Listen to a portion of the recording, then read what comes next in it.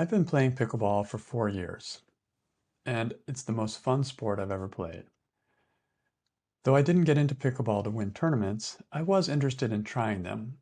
And my experience was when I first tried them, is that I lost, and I lost, and I lost, and I lost. And it was a little bit depressing. So, of course, my external game of pickleball can be improved. I'm always working on it. I'm always playing with people and learning new techniques, and that's natural. But that wasn't really the problem with tournaments because I play pretty well in rec play with just other players in my club. But when I came to a tournament, something changed and it was like worse than usual. And it was not just that everyone else was better. So this pointed something out to me that there's something internally, like my internal game, that was actually causing me trouble. And I wanted to work on it. So luckily, I love the work of Byron Katie, and I decided to move into this inner world of what's actually going on when I'm at a pickleball tournament that, what's going on in my head that can be questioned. I've played 5 tournaments so far. In almost all of them, I lost every game or almost every game or just like won one game. But when I play for fun, I usually win more often than I lose. So what's going on here? To find out, I let my emotions be my guide. That's always the starting point with the work of Byron Katie. So each time a depressing emotion showed up related to this, I did the work on that thought that was connected to that emotion. So let's look at how I worked through this inner game, if you want to call it that, as I have over the past few years. I'm a loser and other thoughts. One of the thoughts that was connected to the emotion I felt after losing so many pickleball tournaments was quite simply, I am a loser. And of course, it's literally true. I was eliminated each time. So therefore, I was a loser. But what the mind does with that is much more. The mind loves to latch on to these facts, I lost, to prove its story that I'm a loser.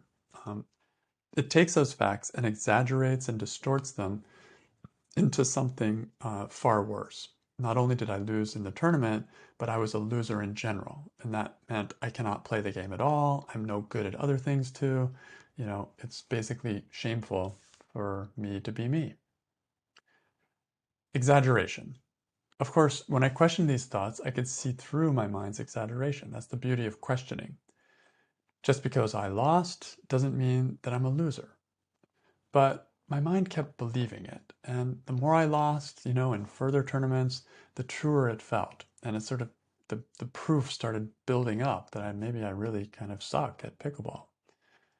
But each time it showed up, I met it again with inquiry and with understanding and with a lot of listening and a lot of questioning. And the result was over time, I stopped caring as much about the whole thing, about winning, about losing. And as I did my work, the same losses became less of a big deal. And at one point, I realized on a really deep level that I'm just basically an average pickleball player. Not amazing, I'm not terrible, but I'm just kind of average. And this was a big letting go for me because, uh, like almost unconsciously, I've been thinking that I could be really good. Like you always have your vision on the pros, and they're amazing, and they also practice like 8 hours a day and have amazing coaches and blah blah blah. So I was always thinking like, yeah, I'm getting there. I'm going there. But as I did my work, I started letting go of that a little bit and started seeing, average is quite fine. And this helped me to relax inside. I stopped pretending that I was better than I was or that I have to get better than I am. And so losing a tournament became a lot less stressful. And so I started going to tournaments as much to cheer on my teammates, my club mates, as to play or win. I also did a Judge Your Neighbor worksheet. And after losing one match, I wrote a worksheet on the opposing team. And this was interesting. So I actually read the worksheet here for you. Line 1 is, I'm angry with the other team because they are dominating us. Line 2, I want them to fall apart. I want them to stop being lucky. I want them to let us play our game. I want them to feel uh, I want them to feel that we are going to win. So I'm kind of waiting for them. And then line 3, they should not think about the score. They should consider that luck is a factor too. They should just focus on hitting each shot. They should play like we do in recreational play. Line 4, I need them to lose. I need them to get out of our way. Line 5, they are dominating. They are enemies. They are ruthless. And line 6, I don't ever want to feel powerless as the score goes in their favor again. And I don't ever want to lose the first match of the day again.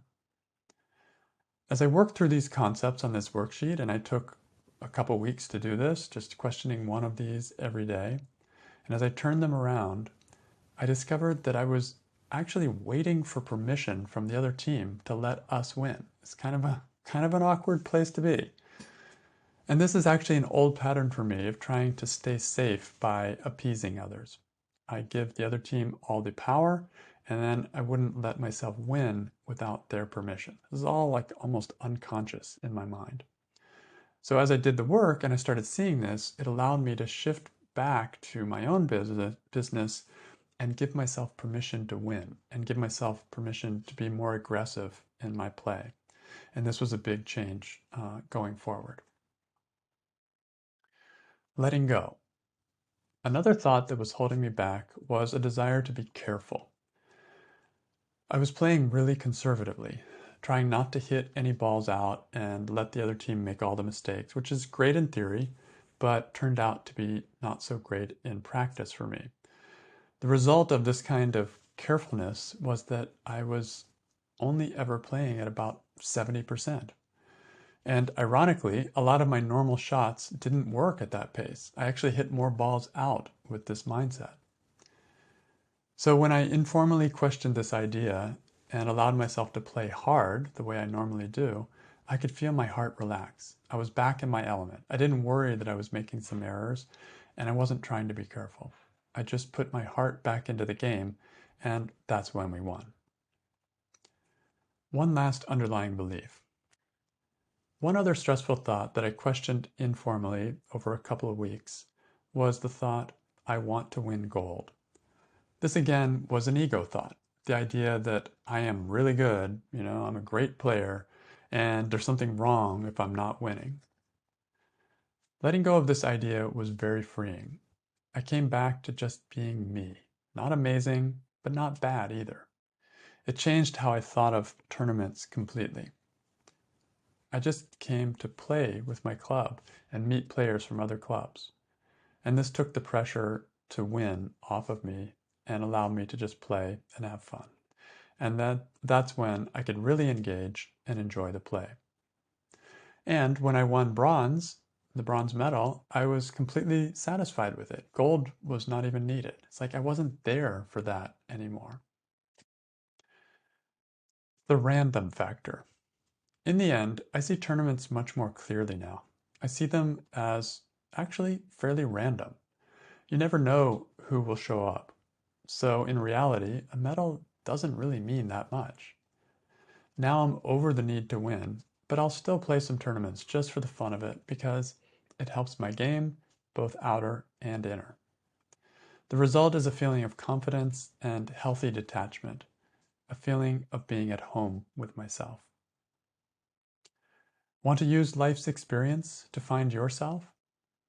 Life is probably giving you lots of challenging situations, like it did with me on the pickleball court. Why not use those situations as an opportunity to gain clarity about how to live more peacefully? The key for me is doing the work of Byron Katie. So I invite you to join us for the Work 101, my in-depth online course for making the work a practice in your life. So I will end with a quote from Byron Katie, and this is from her book, A Thousand Names for Joy. So if you're lying on your deathbed and the doctor says it's all over for you and you believe him, all the confusion stops. You no longer have anything to lose. And in that peace, there is only you.